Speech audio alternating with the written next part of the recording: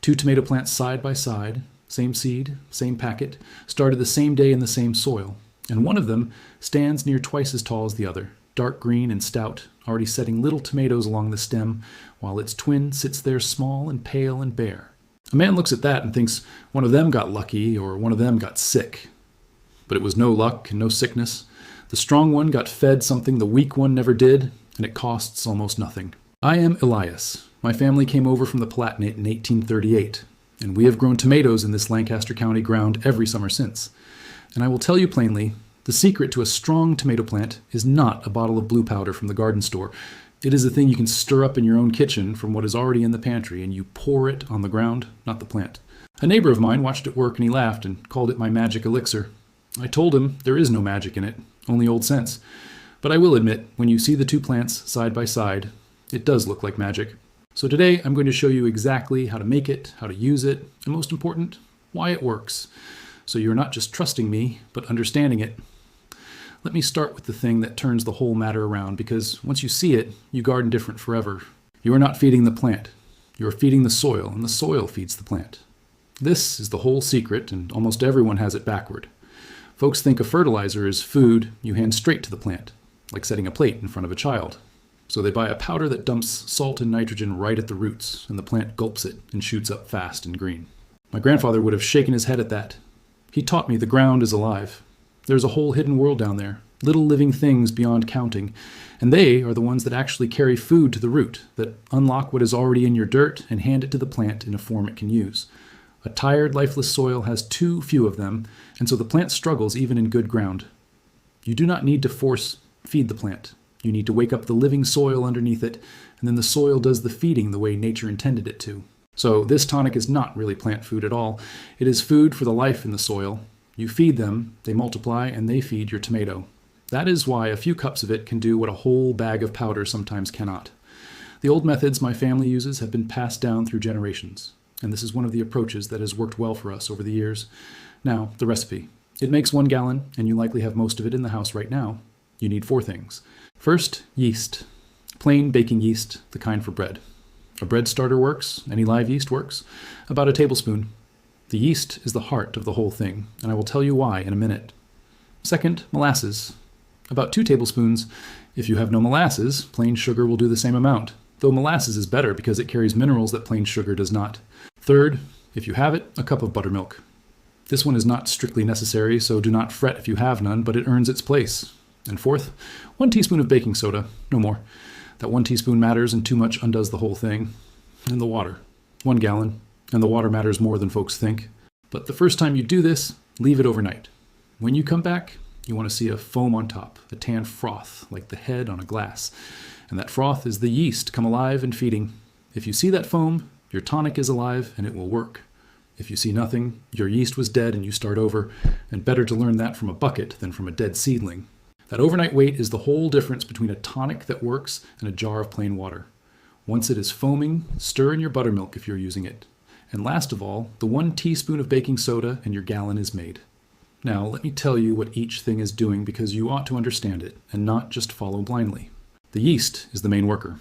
It is a living thing, and when it feeds on that sugar, it multiplies fast and it stirs the whole soil to life, waking the good bacteria and the helpful fungi already down there and feeding them.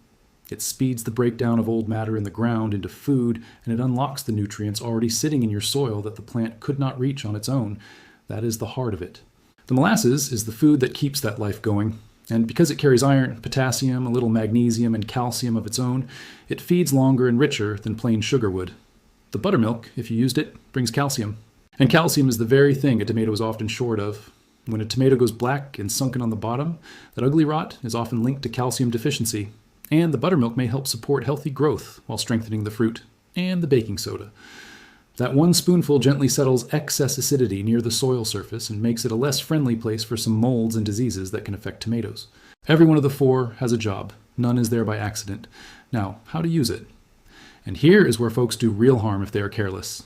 So listen close. First, never pour it on dry ground straight at the stem. Water. Your garden lightly, first, with plain water, so the soil is damp. Pouring a strong living brew onto bone-dry roots can shock them. Damp the ground first, always. Second, You pour it on the soil around the plant, not on the leaves and not right against the stem, a few inches away from the stem in a ring where the feeding roots are reaching, so the life grows out into the soil and the roots grow toward it. On the leaves, it does little good and may invite problems. Third, and this is the one many people overdo, do not use too much. You will be tempted. You will think if 1 spoon of yeast is good, 3 is better, and you will pour it on heavily, hoping for faster results. Do not. Too much, and you throw the soil out of balance. The microbes crowd and compete, and you get a plant full of leaves, but with less fruit production. The old measure is the right measure. For a seedling, just a few drops near each one twice a week. For a young plant in a pot, a 1/4 cup.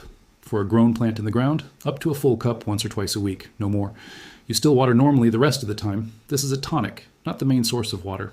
Do that, and over the next few weeks, you may begin to notice changes.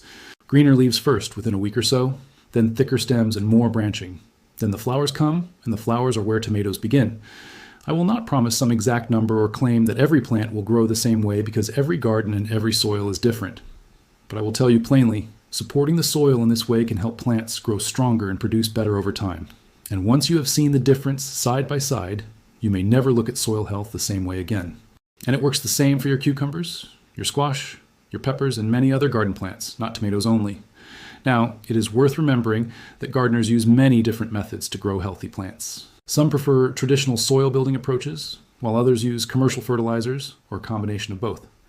Every garden is different, and results often depend on the condition of the soil, the climate, and the care given to the plants. The important thing is understanding what works best in your own growing conditions and focusing on practices that help maintain healthy soil over time. So there is the whole of it. Wake live yeast in warm, clean water with molasses. Give it the night to foam. Stir in buttermilk for calcium and 1 spoon of baking soda. Damp the ground first. Pour it in a ring around the plant and not on the stem. And hold yourself to the small, honest dose. Feed the soil and let the soil feed the plant, the way the ground was made to work. Different soils respond differently to any gardening method. Sandy soil, clay soil, and rich loam each have their own strengths and challenges.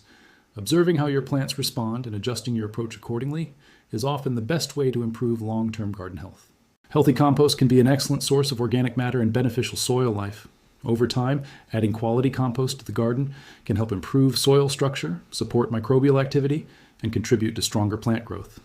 A garden is not a thing you force. It is a thing you feed low down where the life is, and then you stand back and let it do what it was made to do. My grandfather never bought a bag of plant food in his life, and his tomatoes were the envy of the township because he understood that the secret was never in the plant. It was always in the ground beneath it. The garden that feeds the family year after year is the garden whose soil remembers how to live. Experienced gardeners have understood this principle for generations. Healthy soil is often the foundation of a productive and resilient garden. That is the lesson that has been passed down through many years of gardening experience. When the soil is healthy, the plants are better able to grow, produce, and withstand challenges throughout the season. And in the end, strong plants often begin with strong soil,